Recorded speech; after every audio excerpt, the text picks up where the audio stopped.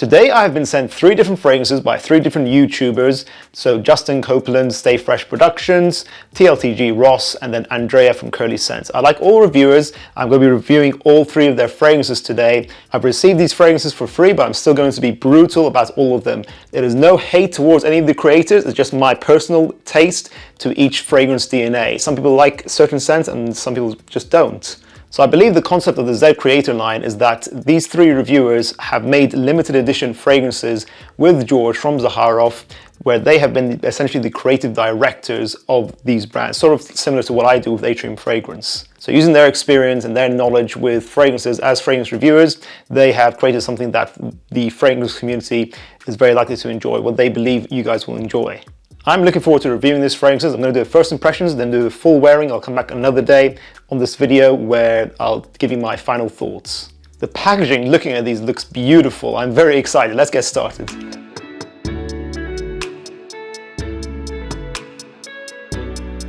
First of all, it's Justin Copeland's Second Soul, and you can see the camera there because the packaging is actually a mirror, which is very creative. I don't think I've ever seen packaging where it's just a mirror. That is really interesting, Justin. That's a fair play to the Zaharoff team. This is very creative packaging. It's got a lot of music going around. Justin Copeland's a very good reviewer. He's very smooth and well put together. He is, of course, known to have a strong passion for fragrances as well as playing jazz music, playing the saxophone, I believe his instrument is, which is awesome, which is really cool how he's basically combined those 2 passions together to make this fragrance. I believe his first fragrance was quite a clean fragrance. I didn't actually get to smell it. Let's just look at the note breakdown for these fragrances as well. So looking at the note breakdown, this looks gorgeous. This has rum, bergamot, tobacco, patchouli, smoke.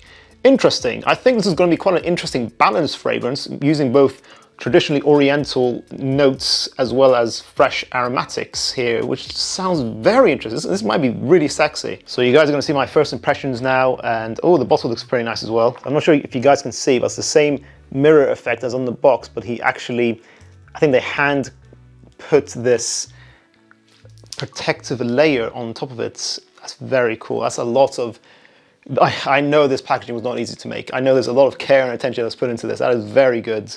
And I'm not sure if you can see this, guys, but you get a little, it's like a little cloth to wipe down the bottle. There it is. So if your mirror on your bottle gets dirty, you can just give it a little clean. Fantastic packaging, very creative. Okay, let's try out the fragrance. And here's what it looks like. It's got like a red juice. It looks beautiful. So I'm just going to go ahead and apply it straight onto the skin. Nice atomizer. Okay, that's nice, sweet. That does remind me of an evening fragrance. It has a beautiful cardamom in here. It's sort of like, it's not the same, but if you enjoy the Stronger With You line or Jazz Club, I think this is the kind of vibe I'm getting in the air right now. This is the kind of vibe you're going to enjoy. I think if you enjoy Jazz Club or like 212 VIP Silver Bottle, I think you'll enjoy this fragrance. That's very interesting. That is very boozy in the air and sweet in the air. And as you get closer, you smell almost sort of like a gin and tonic effect here. It's sort of like a fresh aromatic cocktail going on here. It's very interesting, very complex. I think this is going to take a while to understand this. I'm going to do one full wearing. I'm not sure if that will actually do it justice. Very interesting. I like it more in the air than up close, but it's very interesting so far. Next up is Of the Immortals by Andrea Curlyscents. This is cool packaging as well. It's like an infinite snake. I know Andrea is Cypriot, so I'm not sure if it's to do with their mythology or something like that. I need to know my mythology better. Come on, guys. What is it referring to? The snake eating itself. Wow. Again, it's got the packaging to protect it, the protective layer here. And if you guys look, this is absolutely gorgeous. This is such a nice looking bottle. Like, I'm not even like saying, oh, because they're YouTubers, I'm trying to be nice. Like, these are actually very nice looking bottles. I'm not sure if you guys can see, but it says Curlyscents x Zaharoff. As someone who has to deal with headaches all the time with packaging, I just know this is very complex and difficult to get this right. So fair play to you guys, well done. Before I spray, let me just quickly look at the notes. Coconut, brandy, rum, honey, coffee, tonka bean, vanilla, and oud. Very interesting. The first fragrance that Andrea made was similar to this. It's going to be a similar scent profile, I think, but boozy, gourmand. It's very sexy. I like the fact that there's a big coconut note in here, which might be very interesting. Might give it like a pina colada effect. Let's see. Let's try the atomizer. Nice. Okay, I'm definitely getting the praline. It's a lot more vanillic, more sweet. Yeah, I even get the coffee in here as well. I definitely think people who like Black Phantom by Kilian will definitely enjoy this kind of scent profile. It's a boozy gourmand, it's very sweet. It's definitely very unisex as well. Whilst Justin's leans more masculine, this definitely is like right in the middle, unisex. It definitely reminds me of Black Phantom a lot, but it's got its own twist on that sort of DNA as well. So I think guys who enjoy Kilian's Angel's Share and Black Phantom will enjoy this. It's sort of like she's balanced out, you know, like a mixture of the two. It's gourmand, but not too sweet and intense like Black Phantom. This is nice. I think I prefer Justin so far, but this is very good as well. It's sweet and smoky. I think for me, I prefer more aromatic, fresh fragrances rather than intense sweet fragrances. You know me, guys. I always like more in the middle, balanced kind of fragrances rather than decadent, indulgent gourmands, but that's just me. So let's give it a full wearing and see.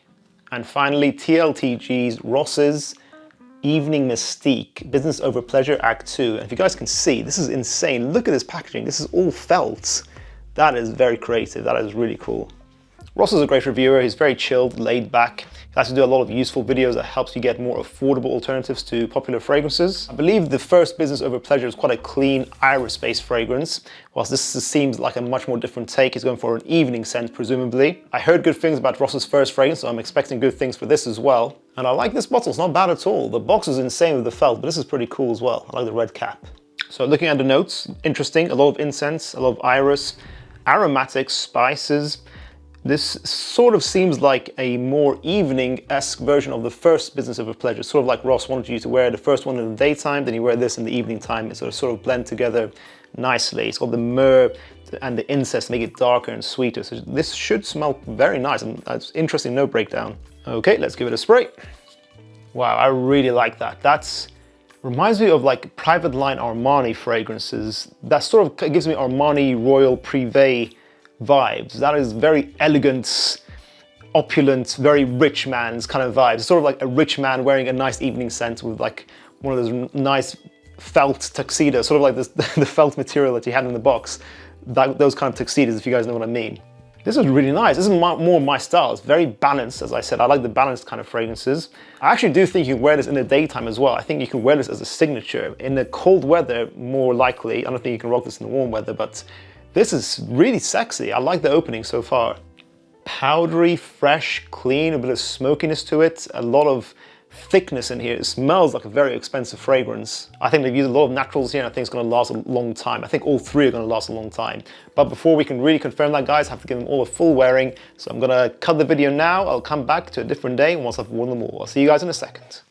Several days later. I'm back. I've given each fragrance a full wearing. These are my final thoughts. So first of all, Evening Mystique by TLTG. At first, when I smelled this up close, I wasn't really feeling this. This was very powdery, peppery, spicy, as well as smoky with the incense in here. But when I applied it fully and just gave it a nice appreciation as the sillage in the air, I think it does better in the air. It sort of smells like a mix of the metallic fougere aspects of Platinum Egoiste by Chanel, and then that had a baby with the powdery aspects of Prada L'Homme. So it's like powdery, metallic, musky is what I get from this fragrance. I think it's a cool fragrance. It's definitely challenging, I think. And I think the quality is high. It's got nice natural ingredients in here. I guess 6 to 8 hours longevity with a soft to medium projection. I would have liked the myrrh note to be more pronounced here. To me, this doesn't smell like an evening fragrance. It smells more like a daytime fragrance, something you'd wear to the office. It's quite inoffensive. Might just be my skin. I might just be a sour boy and the sweet notes aren't coming out. But that's how I think really would have elevated this fragrance. I feel like it had that one crucial step. If the myrrh, the sweetness from that fragrance, if that fragrance note would just emphasize more, it would really have popped this off and really worked and made this more of an evening scent. Of the Immortals by Curlyscents, this fragrance smells like Zara's Rich Warm Addictive and Kilian's Black Phantom and Kilian's Angel Share all together had a baby and made this. It's got coconut, chocolate, coffee. It's very warm and vanillic. This is a boozy gourmand, again, similar to her first fragrance, but I actually preferred her first fragrance because that focused more on the boozy aspects, while this leans more heavily onto the gourmand aspects, the edible notes here. I was quite surprised by the performance. It's about 6 hours with soft projection. I thought this would be a bit more beast mode, but hey, as a nice evening scent, you can definitely wear this. This is a high quality gourmand.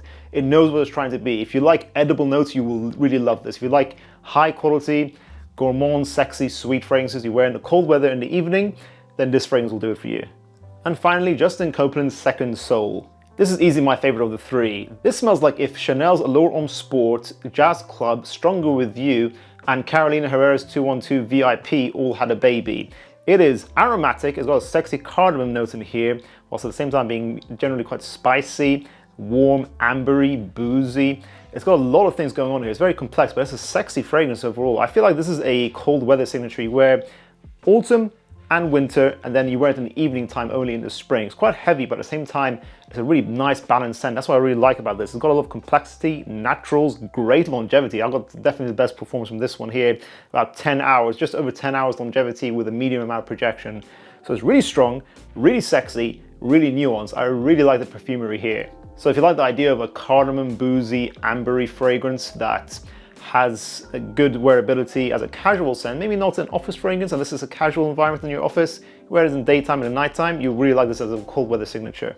Well done to the Zaharoff team and to the Z creators. I know for a fact that this packaging would not have been easy to create. There's a lot of love and nuance put into these creations, and I really appreciate that from you guys. I can definitely tell they're all high quality. Again, the perfumery styles may not always be something that I like, but that's just my personal taste, and there's nothing against any of the personal reviewers. And the great thing is, between the first clip and this second clip being recorded, the Z creators actually announced that the Zaharoff website now has all three fragrances available as samples. So if you guys want to try these fragrances out before you commit to a full bottle, you definitely can. And you can see if you agree or disagree with my opinion on all three fragrances. So yeah, if you're interested, guys, you want to support the reviewers, support Zaharoff, which do great perfumery. Zaharoff is a really great brand to support. Then try out all three samples. I'll leave a link in the description down below. Do you guys follow any of these reviewers? Have you tried any of their fragrances? Have you tried any of Zaharoff fragrances? If you have, let us know your thoughts in the comments down below. Check out my previous video I've done on YouTuber fragrances, and I'll see you guys in the next one. Bye now.